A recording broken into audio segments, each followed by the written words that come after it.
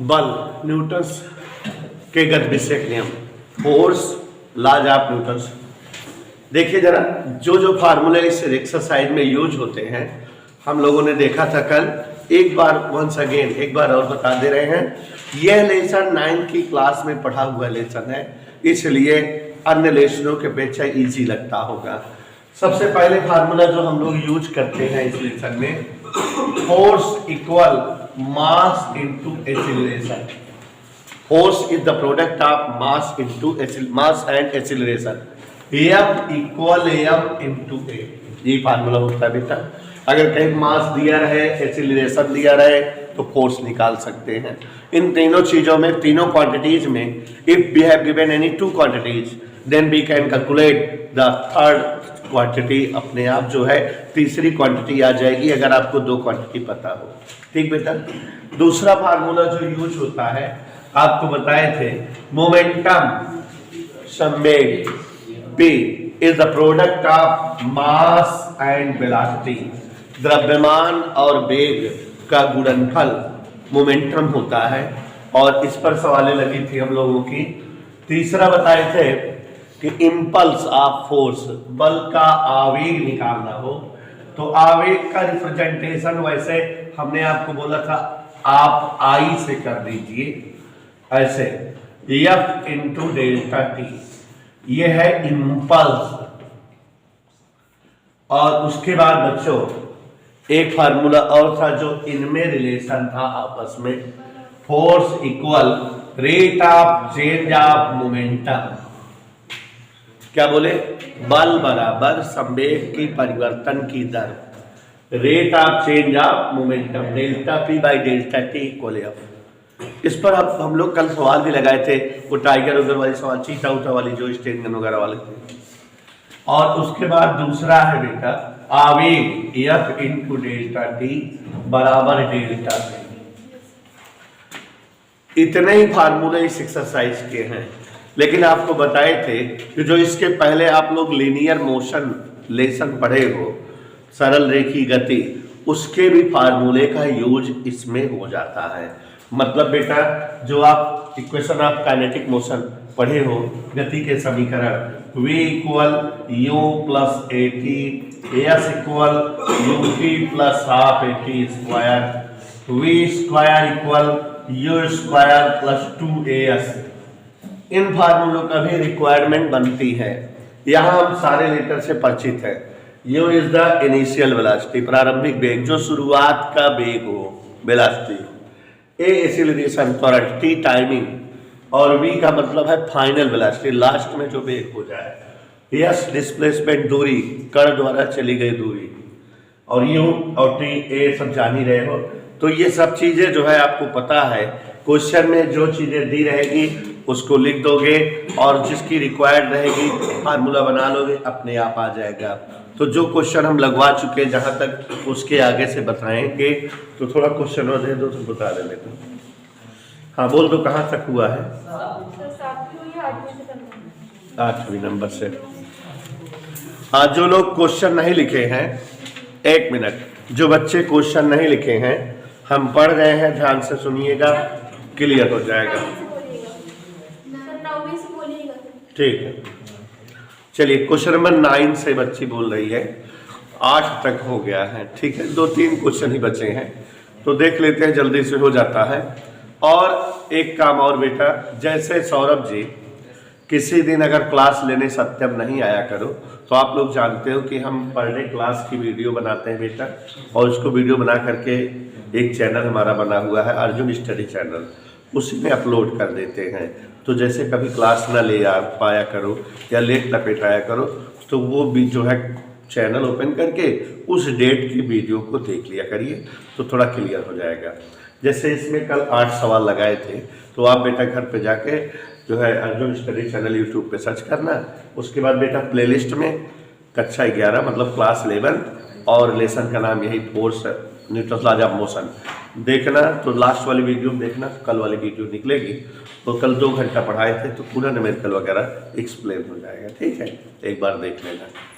थोड़ा सा एक दिक्कत है कि 1-2 दिन इन लोगों के साथ पढ़ो हिंदी में, तो हम हिंदी इंग्लिश समझाते चल रहे हैं, शाम वाली बैच जो आपकी रहेगी उसमें केवल इंग्लिश रहेगा, ठीक है, वो इंग्लिश मीडियम बैच रहेगी।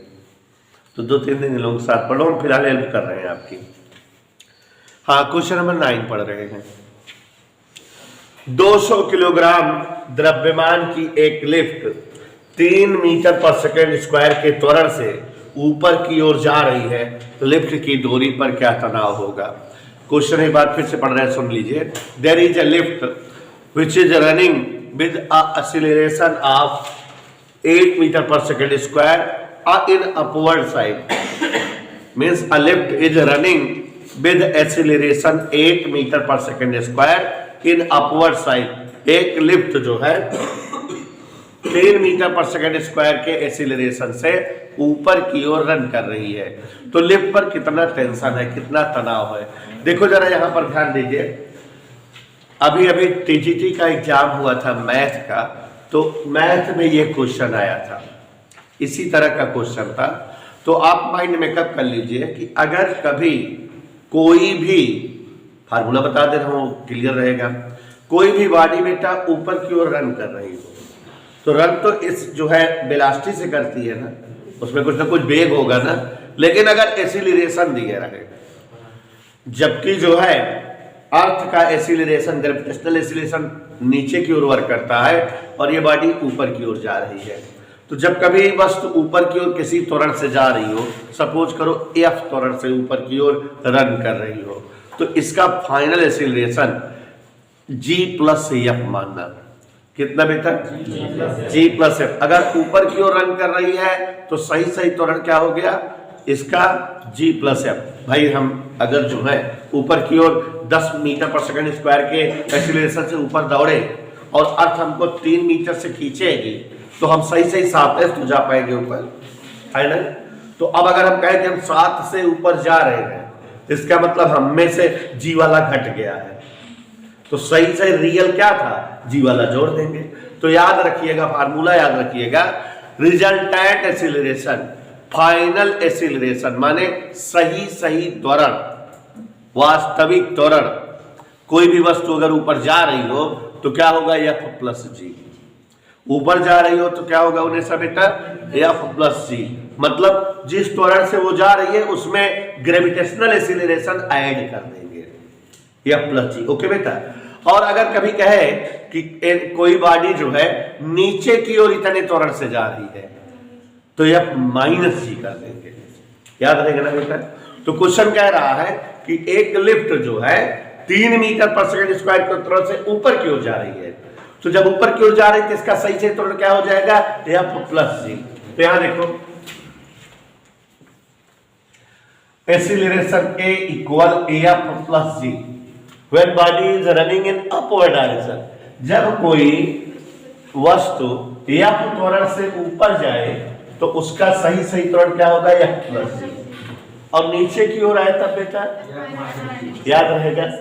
तो एफ दिया हुआ है, कह रहा है 3 मीटर पर सेकेंड स्क्वायर के त्वरण से 3, और जी का मान 9.8 होता है। नियर अबाउट वैल्यू में हम लोग 10 राइट कर लेते हैं। ग्रेविटेशनल एक्सीलरेशन, अर्थ का एक्सीलरेशन कितना मान ले रहे हैं बेटा? 10। हाँ, लगभग अप्रोक्सीमेट में। तो ये आंसर कितना आ गया? सही सही 13 metre per second square acceleration हो गया। अब ध्यान से देखो जरा, और लिफ्ट का मास द्रव्यमान दिया है 200 किलोग्राम। लिफ्ट का द्रव्यमान 200 किलोग्राम। देखो बच्चों, अगर आप बड़े शहरों में जाओ, प्रतापगढ़ में भी एक आध दो जगह है, जैसे जो रिलायंस वाली मॉल है, हाँ, तो वहां पर बेटा लिफ्ट लगी हुई है। आप लिफ्ट में जाते हो तो ऐसे छोटा सा कमरा होता है, ध्यान सुनो, छोटा सा जो है कमरा होता है मेटेलिक, और आप उसके अंदर खड़े होते हो तो वो ऊपर जाती है या नीचे आती है ऑन करने पर। तो ऊपर या नीचे आती जाती कैसे है?